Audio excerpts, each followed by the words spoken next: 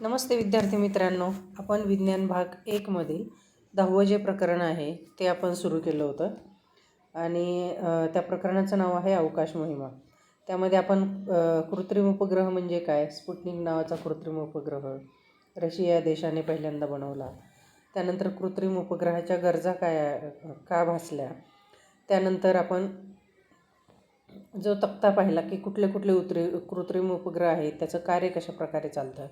आज आपण उपग्रह प्रक्षेपक म्हणजे काय पाहणार आहे की उपग्रहाचं प्रक्षेपण कशा प्रकारे केलं जातं.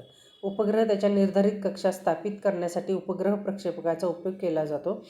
उपग्रह प्रक्षेपकाचे कार्य न्यूटनच्या गतिविषयक 3ऱ्या नियमावर आधारित आहे. तर आपल्याला माहीत आहे की उपग्रह जे आहे त्याच्या निर्धारित कक्षा स्थापित करण्यासाठी उपग्रह प्रक्षेपकाचा काय करत असतो, उपयोग करत असतो. आणि ह्याचं जे कार्य आहे उपग्रह प्रक्षेपकाचं ते न्यूटनच्या गतिविषयक कितव्या नियमावर अवलंबून आहे, 3ऱ्या नियमावर अवलंबून आहे. तर न्यूटनच्या गतिविषयक 3 नियम आपण पाहिलेले आहेत. प्रक्षेपकामध्ये विशिष्ट प्रकारचे इंधन वापरले जाते. या इंधनाच्या ज्वलनाने निर्माण होणारा वायू हा उष्ण असल्याने प्रसरण पावतो व ते प्रक्षेपकाच्या शेपटीतून प्रचंड वेगाने बाहेर पडतो. तर हे जे प्रक्षेपक वापरलं जातं त्यामध्ये एक इंधन भरलेलं असतं आणि त्या इंधनाचं ज्वलन झालं त्यानंतर एक जो वायू निर्माण होतो तो उष्ण असल्यामुळे तो प्रसरण पावतो आणि प्रक्षेपकाची जी शेपटी आहे तर त्यातनं तो प्रचंड वेगाने बाहेर पडतो. याची प्रतिक्रिया म्हणून प्रक्षेपकावर एक रेटा कार्य करतो. प्रक्षेपकाला जो रेटा लावला जातो त्यामुळे प्रक्षेपक अवकाशात झेपावतो. उपग्रह किती वजनाचा आहे, तो किती उंचीवरील कक्षेत प्रस्थापित करायचा आहे यानुसार प्रक्षेपकाचा आराखडा ठरतो. तो उपग्रह किती वजनाचा आहे, 1 किलो वजन, 4 किलो वजन, 5 किलो अशा किती वजनाचा आहे आणि तो किती उंचीवरील कक्षेत किती वरती आपल्याला तो पाठवायचा आहे, प्रक्षेपित करायचा आहे, त्यानुसार प्रक्षेपकाचा आराखडा ठरवला जातो. प्रक्षेपकाला लागणारे इंधनही यावरनं, ते प्रक्षेपकाला जे इंधन लागतं ते यावरनं ठरते. एकंदर प्रक्षेपकामध्ये इंधनाचे वजन खूप जास्त असते, त्यामुळे प्रक्षेपक उडवताना त्याच्यासोबत इंधनाचे खूप वजन वाहून न्यावे लागते. मग यासाठी टप्प्याटप्प्याने बनवलेले प्रक्षेपक वापरतात. या युक्तीमुळे प्रक्षेपकाने उड्डाण केल्यानंतर टप्प्याटप्प्याने त्याचं वजनसुद्धा काय होत जातं, कमी होत जातं. उदाहरणार्थ समजा एखादा प्रक्षेपक 2 टप्प्याचा आहे. तर इथे खाली आकृती दाखवलेली आहे बा. या आकृतीमध्ये 10.5 मध्ये इस्रोने बनवलेल्या PSLV या प्रक्षेपकाचा बाह्य आराखडा. घन इंधनावर कार्य करणारे सुरुवातीला रेटा पुरवणारे इंजिन, म्हणजे सुरुवातीला जे ढकलणार आहे ते घन माध्यमावर कार्य करणारे रेटा पुरवणारे इंजिन आहे.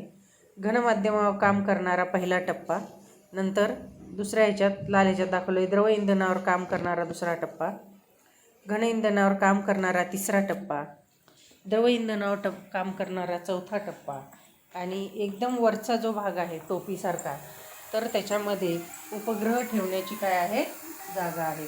त्या वरच्या टोपीसारख्या भागामध्ये उपग्रह ठेवले जातात. प्रक्षेपकाच्या उड्डाणासाठी पहिल्या टप्प्यातील इंधन व इंजिन वापरले जाते. आता प्रक्षेपक खालून वरती पाठवायचं आहे तर त्याचं उड्डाण करण्यासाठी पहिल्या टप्प्यातील जे इंधन आहे किंवा इंजिन आहे ते वापरलं जातं. प्रक्षेपकाला ठराविक वेग व उंची प्राप्त करून देतात.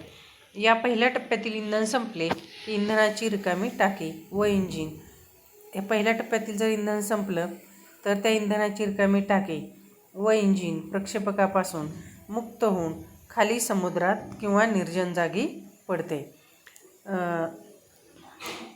पहिल्या टप्प्यातील इंधन संपतात दुसऱ्या टप्प्यातील इंधन प्रज्वलित झालेले असते. म्हणजे पहिल्यातलं इंधन संपलं की रिकामी टाकी आणि इंजिन प्रक्षेपकापासून मोकळे होते आणि निर्जन ठिकाण जिथं कोणी नाही आहे किंवा समुद्र अशा ठिकाणी ते पडते. पहिल्या टप्प्यातील इंधन संपतात दुसऱ्या टप्प्यातील इंधन प्रज्वलित झालेले असते. मात्र आता प्रक्षेपकात फक्त दुसरा टप्पा राहिल्याने त्याचे वजन बरेच कमी झाले असते. प्रक्षेपकात फक्त दुसराच टप्पा जो आहे तो राहिला असल्याने त्याचं वजन कमी झालेलं असतं. आता वजन कमी झाल्यामुळे ते अधिक वेगानं काय होतं, प्रवास करू लागतं. बहुतेक सर्व प्रक्षेपक अशा 2 किंवा अधिक टप्प्यांनी बनलेले असतात. आकृती 10.5 मध्ये भारताच्या इस्रो या संस्थेने तयार केलेल्या एका प्रक्षेपकाचे चित्र दिले आहे. इथं खाली आकृती जर तुम्ही पाहिली तर स्पेशल शटल प्रक्षेपित झालेला उपग्रह एका कक्षेत स्थिर होतो व स्पेस शटल काय होते, तयार झाले. प्रक्षेपित झालेला उपग्रह जो आहे तो कक्षेत स्थिर होतो आणि स्पेस शटल तयार होतो. त्यानंतर इथे वर्धक बाण गळून पडलेलं आहे, स्पेस शटल आहे, इंधन टाकी गळून पडलेली आहे. खाली प्रक्षेपक हे फार खर्चिक असतात, कारण ते फक्त एकदाच वापरता येतात. प्रक्षेपक खर्चिक असतात आणि ते एकदा वापरता येतात फक्त. त्यामुळे अमेरिकेने स्पेस शटल तयार केले आहे, ज्यात फक्त इंधनाची टाकी वाया जाते व बाकीचे सर्व भाग पृथ्वीवर परत येतात व ते पुन्हा वापरले जाऊ शकतात. पुढं आहे दिवाळीमध्ये आपण जे रॉकेट फटाकडा असतो, तो रॉकेट आपण उडवतो, ते एक प्रक्षेपकच आहे. रॉकेटमधील इंधन त्याला जोडलेल्या वातीच्या सहाय्याने पेटवले की रॉकेट प्रक्षेपकाप्रमाणे वर झेपावते. एखादा फुगा फुगवून सोडून दिल्यावर त्यातील हवा जोरानं बाहेर पडते. फुगा उलट दिशेने ढकलला जातो आणि हे न्यूटनच्या गतिविषयक तिसऱ्या नियमावर आधारित आहे. आता पृथ्वीपासून दूर गेलेल्या मोहिमा कुठल्या आहेत पहा. बहुतेक कृत्रिम उपग्रह आपल्या जीवनाला अधिकाधिक समृद्ध करण्यासाठी वापरले जातात.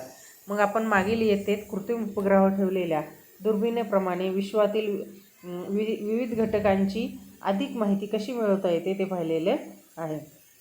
त्याचप्रमाणे काही अवकाश मोहिमा विश्वाविषयीचे आपले ज्ञान वाढवण्यासाठी राबवल्या जातात. त्यात अवकाशयानाने सौरमंडळातील इतर घटकांकडे त्याचे जवळून निरीक्षण करण्यासाठी वापरले जातात. अशा मोहिमातून नवीन माहिती समोर आली आहे आणि सूर्यमालेच्या उत्पत्ती आणि उत्क्रांतीला समजून घेण्यात प्रगती आहे. अशा मोहिमांसाठी अवकाशयानाने पृथ्वीच्या गुरुत्वबलापासून मुक्त होऊन अंतराळात प्रवास करू शकली आहे. कारण गुरुत्वाकर्षण या पाठात आपण शिकलेलो आहोत की एखाद्या वस्तूचा सुरुवातीचा म्हणजे पृथ्वीच्या पृष्ठभागावरील वेग हा पृथ्वीच्या मुक्त वेगाहून अधिक असणे आवश्यक आहे. एखाद्या ग्रहावरील मुक्त वेग हा खालील सूत्राने काढता येतो. आता VC बरोबर वर्गमुळात 2 GM/r त्याच्यात जर किमती टाकल्या तर आपल्याला त्याची किंमत 11.18 km/s येते.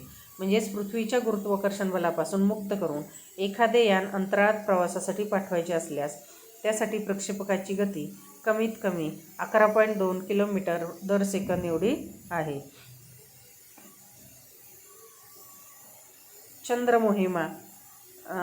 चंद्रमोहिमा ज्या आहेत, चंद्र आपल्या सर्वात जवळची खगोलीय वस्तू असल्यामुळे सूर्यमालेतील घटकांकडे पाठवलेल्या मोहिमांमध्ये चंद्रमोहिमा या सर्वात पहिल्या अंतराळ मोहिमा आहेत.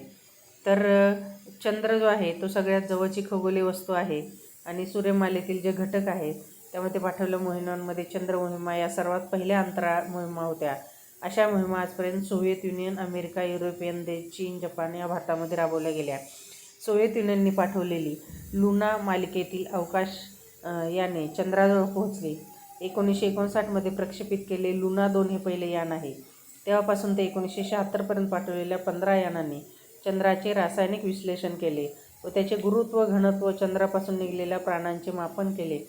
अंतिम 4 यानांनी चंद्रावर उतरून दगडाचे नमुने पृथ्वीवरील प्रयोगशाळेमध्ये अभ्यासण्यासाठी आणले. या मोहिमा मानवरहित होत्या. अमेरिकेने अजूनही 1962 ते 72 चंद्रमोहिमा राबवल्या. त्याचे वैशिष्ट्य म्हणजे त्याच्या काही यानाप्रमाणे मानवही चंद्रावर उतरला. जुलै 1969 नील आर्मस्ट्राँग यांनी चंद्रावर पाऊल ठेवले आणि तो मानव ठरला. सन 2008 भारतीय अंतराळ मोहिमा इस्रो या संस्थेने चांद्रयान 1चे यशस्वी प्रक्षेपण केले. हे यान चंद्राच्या कक्षेत प्रक्षेपित केले. वर्षभर यानाने पृथ्वीवर माहिती पाठवली. या मोहिमेचा सर्वात महत्त्वाचा शोध म्हणजे चंद्रावरील पाण्याचे अस्तित्व आणि हा शोधून काढणारा भारत हा काय आहे, सर्वात प्रथम देश आहे. ते सगळं वाचायचे सोपं एकदम आणि राहिलेला भाग जो आहे आपण पुढील व्हिडिओमध्ये पाहणार आहोत.